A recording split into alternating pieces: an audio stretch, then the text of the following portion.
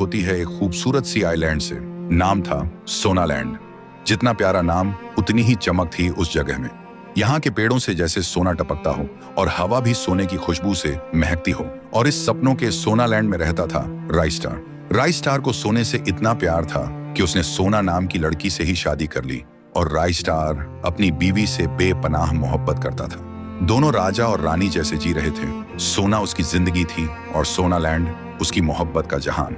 एक दिन दोनों टीवी देख रहे होते हैं, तभी राइस्टार की वाइफ के फोन पे मम्मी का कॉल आता है और बोलता है, बेटा जल्दी आजा, मेरी तबीयत बहुत खराब है, कहीं ऐसा ना हो कि तू मुझे जिंदा ना देख पाए। वाइफ घबरा जाती है और बोलती है, राइस्टार प्लीज मुझे एयरपोर्ट छोड़ो, अभी मम्मी के पास जाना पड़ेगा। राइस्टार बोलता है, चलो, और दोनों निकल जाते हैं। और एयरपोर्ट पहुंचते ही राइस्टार अपनी वाइफ से बोलता है, अच्छे से जाना, मैं सोनालैंड को अकेला नहीं छोड़ सकता। उनकी वाइफ बोलती है, ठीक है, लेकिन तुम भी अपना ख्याल रखना, मैं जल्दी वापस आ जाऊंगी। सब कुछ सही चल रहा था, लेकिन किस्मत को तो कुछ और ही मंजूर था। उधर दुनिया का दूसरा सबसे अमीर आदमी, नाम था वाइट 444, लेकिन वो अमीर बना था लोगों के खून से।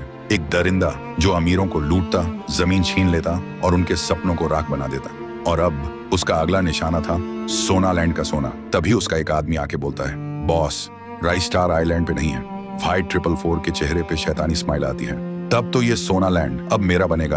और फिर अपने आदमियों के साथ सोनालैंड पर टूट पड़ते हैं। हर एक सोने का टुकड़ा गहने ट्रक में भर के ले जाने लगता। जितनी भी महंगी महंगी गाड़ियां थी, हेलीकॉप्टर, सब लूट लिया जाता है। राइस्टार बीवी को एयरपोर्ट छोड़ने के बाद घर लौट चुका होता है।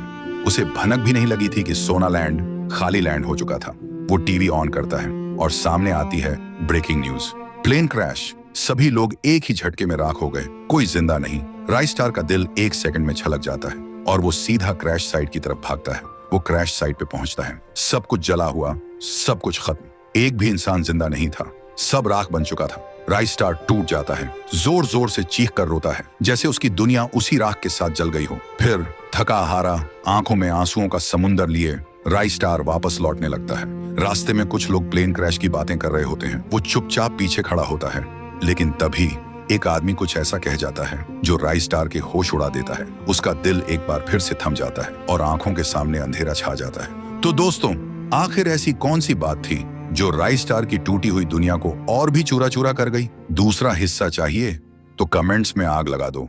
कहानी की